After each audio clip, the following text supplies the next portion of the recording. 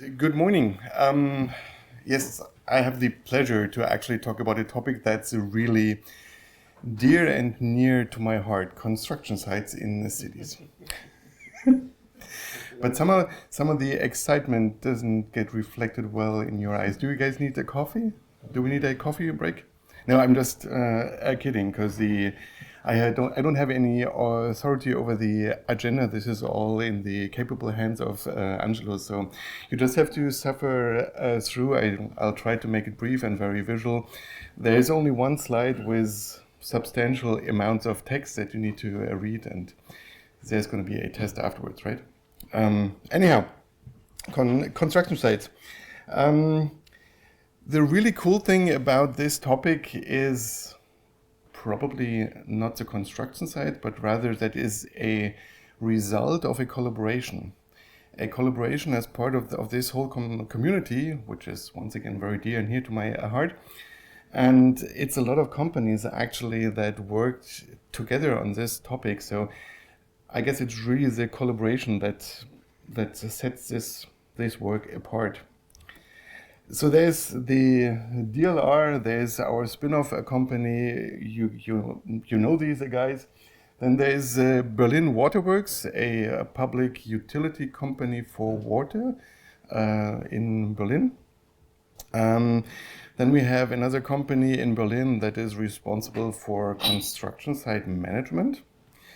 And we have another solution provider working in the mobility space for providing data sets for traffic demand. And we've been working together for the last, I guess, 5 years, Jacob, kind of. And I just wanted to give you like an insight of what we're doing and how this whole collaboration is taking place. And just to give you a view on what's actually possible if people collaborate once again. Oh yeah, and we actually got a little bit of funding in Berlin. There's this infra lab. It's like I don't know, some municipal company which is dedicated to provide funding for these kinds of corporations. And I'm happy to announce that they appreciated our work. It doesn't continue. No, it does. Anyhow. Construction sites, and I guess when you travel to Berlin, you've seen a lot of them. And doing those in a densely populated area such as Berlin is really challenging because you're really competing for space. And space can only be used once. So you're really taking away space from traffic, you're taking away space from parks, from recreational areas, from residential areas. It's really a competition about space. And just to give you some numbers, what's happening in Berlin, or actually anyone care to guess how many concurrent construction sites are being conducted by the Berlin Waterworks for the current years?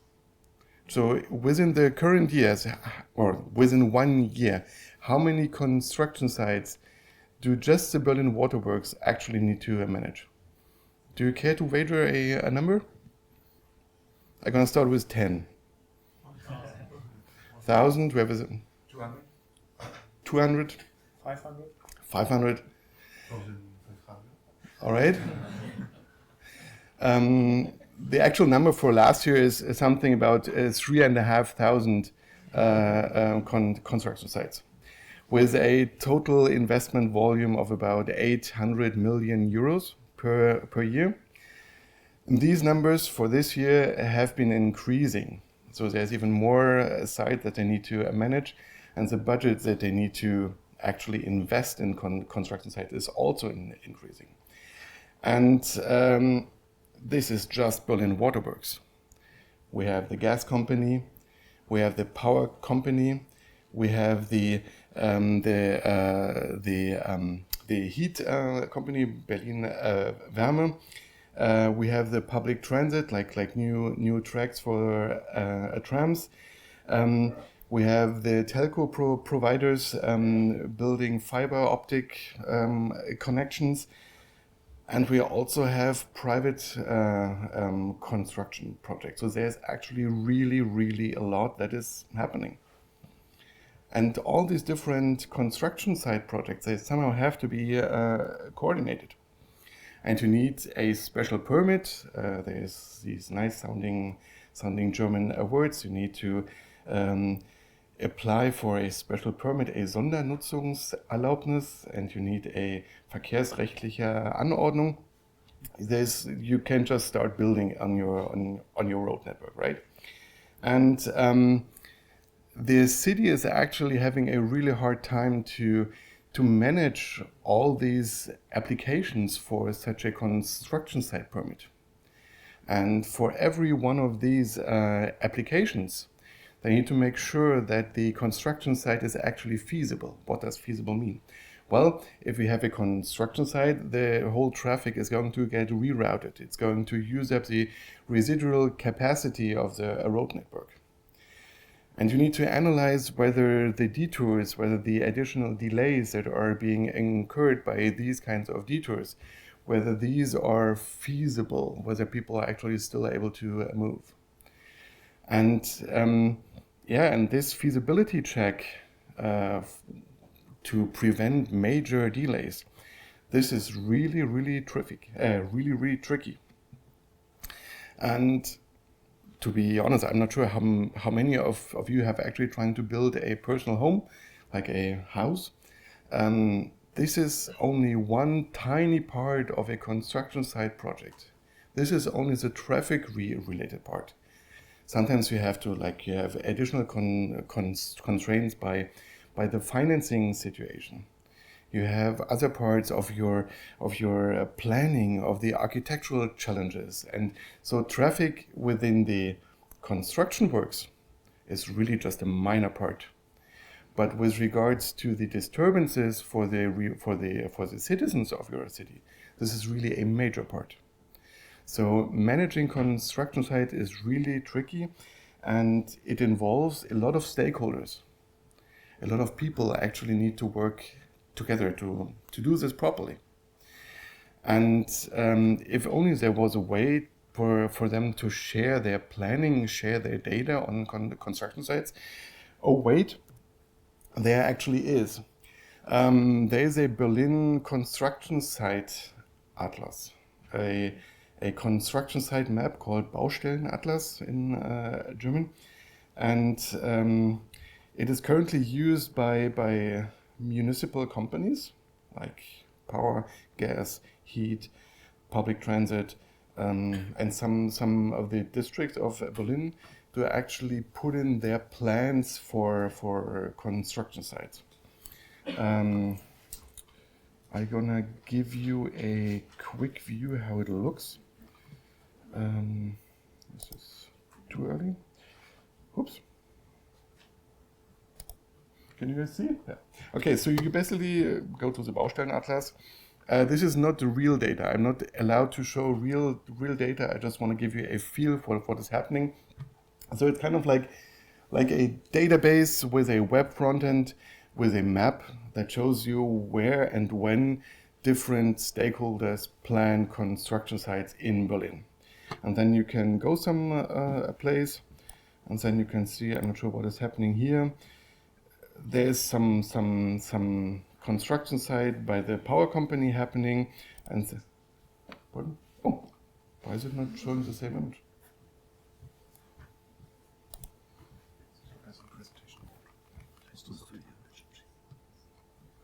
But it's the same. It is not. How do I? Where's? There it is. Sorry. All right. I'll try to make this work. So you can see. This is only test data, yeah. So no one please look in like too much detail here. But you can see different areas where different companies are planning, and you can also see the detours that the public transit provider is putting into this data to plan for like if this construction site is happening, then we need to change our routes, and this is going to be our intended change of route, so Schienenersatzverkehr, for instance. I don't know, I can just... You get this whole concept, right? It's like a map finite. You can even scroll over a time to see when which construction site is going to be happening. Okay, then I need to. Oh, here we go. And yes, it is a nice solution, and it offers a way to discover what other people are doing or planning. But it doesn't resolve conflicts, and it doesn't include traffic impacts. And there was actually quite close to where I live, there was just a couple of weeks ago, we had like one major construction site being planned and executed by the Berlin Waterworks. The detour for the public transit provider was exactly on the same road where the Berlin Power Company was also planning to do a major construction site. So even having the same data in the same data space doesn't necessarily mean that the conflicts are being resolved, right? So this is actually happening. So basically the current solution is you need to pick up the phone, you need to call someone, and you need to tell them, yes, how can we solve this, right? So this is the political issue then.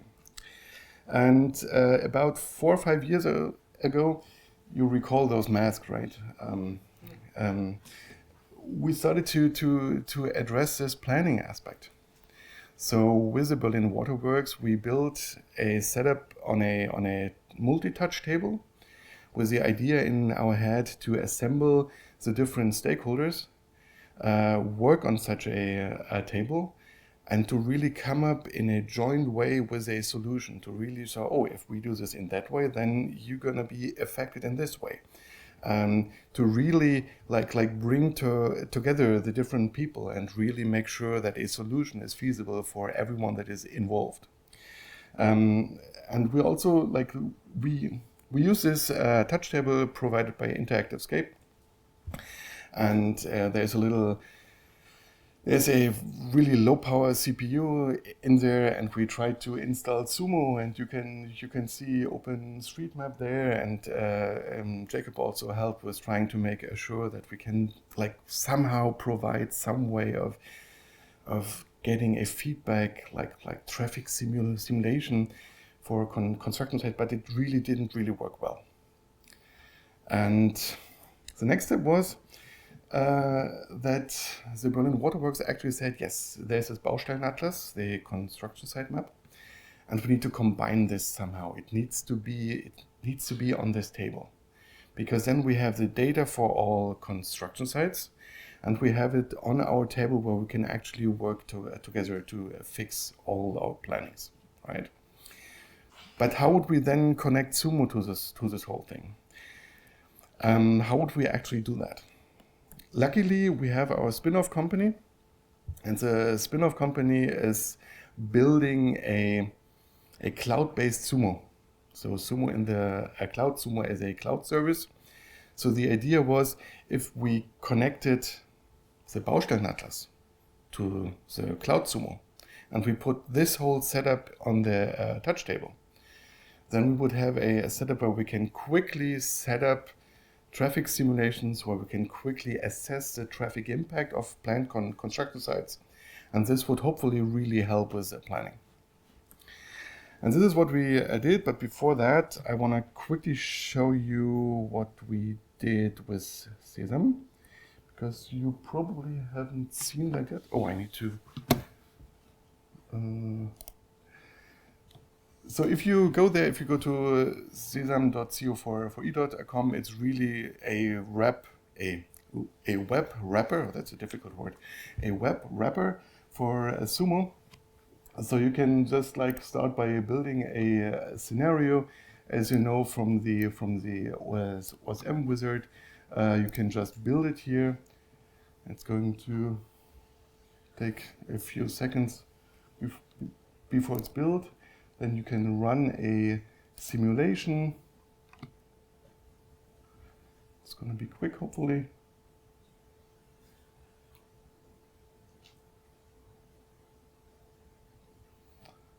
And finally, you can look at it, and then you can basically see what is happening. You can look at it. It's all the data. It's really like SUMO running in the cloud, just to give you a feel for it. And this whole thing comes with an API, with a REST API, and we used the REST API to connect to the Baustellenatlas. All right, now I need to take time a little bit. Here we are. All right. So just to give you a feel for the interaction that is actually happening. So you have the Baustellenatlas on the left-hand side, SESAM on the right-hand side. So the idea really quickly described is that the Baustellenatlas gets access to some base scenarios, some scenarios that we are providing. Then they're gonna duplicate it and say, yes, okay, we have this base scenario, we're gonna modify that. Modification means we're gonna modify that. Modification means we're gonna close edges, we're gonna reduce the maximum speed, we're gonna, I don't know, close lanes, something like that, like closures that might happen due to construction sites. Then we trigger a new simulation, and finally we get the results back and we show them for them to quickly assess how bad this closure is going to be. All right? If you guys need like a stop or pause, then just let me know. There's more details in the paper how this is actually being done. As a kind of demo case, we prepared two scenarios. One is the so-called Molkenmarkt, is in the center of Berlin. It's a rather small scale scenario that is run quickly. The road network is really not complicated, but the key part is we did this because this is where the headquarters of the Berlin Waterworks is located, and they needed some fancy tool to actually showcase where they are. The demand here is really just random trips, just to have some cars moving. The second one, I'm not sure, for people living in Berlin, the Tempelhofer Damm is really a very public and a very, well, heavily discussed construction site project, because it's really one of the major arteries that is being probably closed 2030 for a couple of years due to the renovation or to new pipes being absolutely necessary after more than 100 years to be built or to be installed. It's a rather large one with about like 40,000 vehicles that are in this scenario. This is the Tempelhofer Damm. And here we initially started with the help of 7 principles to actually have a synthetic population model, really have a realistic demand. And we tried really hard, and then we stopped. Because for a demo case, it was really too much of an effort to get this right. And then we switched to a route sampler. We took the ADT data.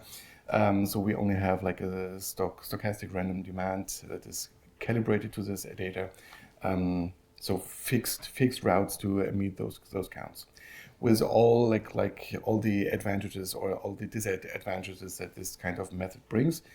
It was just a way to have at least realistic vehicle counts. If someone looks at this, then it should be like at least within the range of realistic numbers. All right, then I'm gonna show you, you have to bear with me, I'm gonna show you the interface. This is really how this whole thing looks. All right, just a disclaimer, I'm not responsible for this interface, and I'm not affiliated with the Baustellenatlas in any way, any shape or form. I would have done it differently, but please bear with me. Anyhow, we start with our baseline scenario of Tempelhof. So what you can see here is, you see these green edges? Those are basically an overlay of the road network that we have in SESAM. And the idea is we want to simulate a construction site that is being planned. So we're going to duplicate this and say this is a construction site alternative A. I don't know. In the backend, it's now going to create a duplicate of this scenario. And we're going to modify that. And we're going to the Tempelhofer Damm, for instance. And then we select our edge.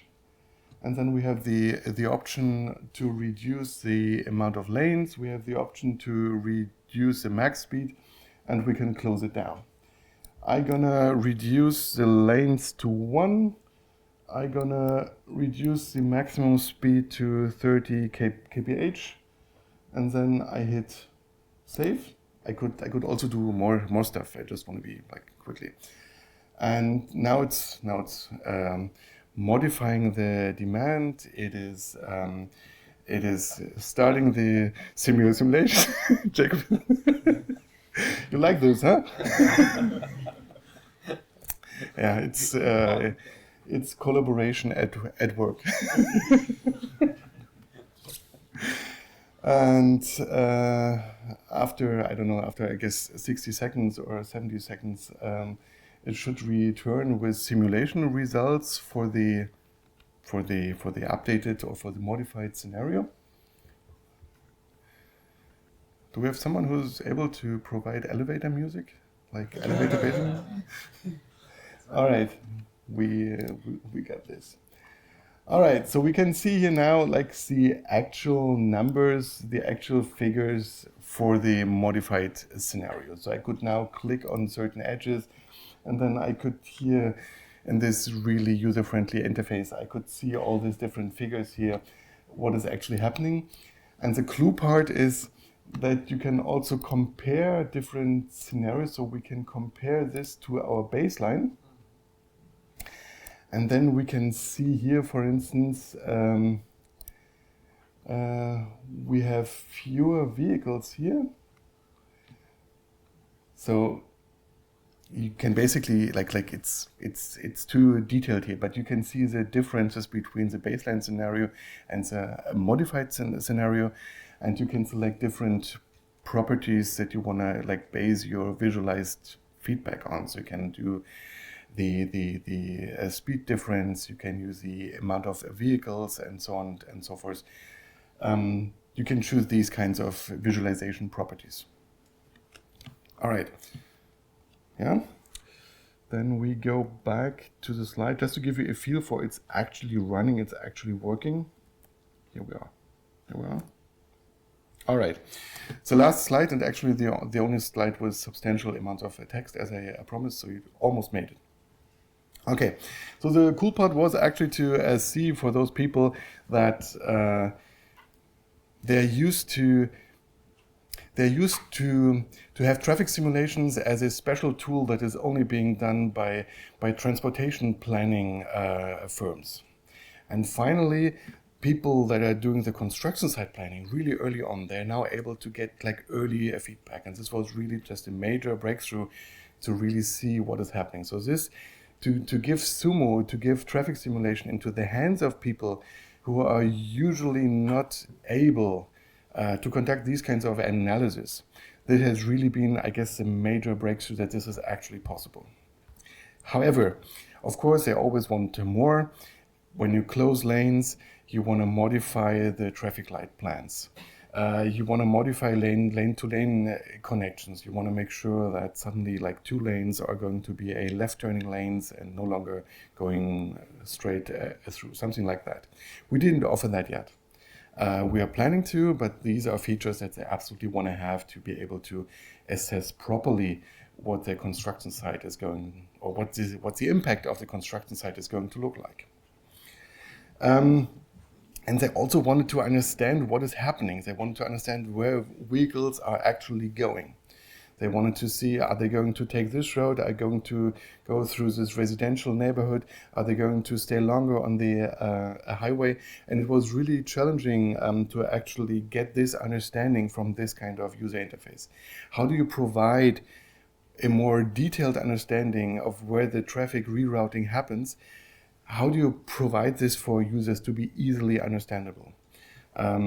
Yes, maybe we should use traffic quality levels for visualization next time.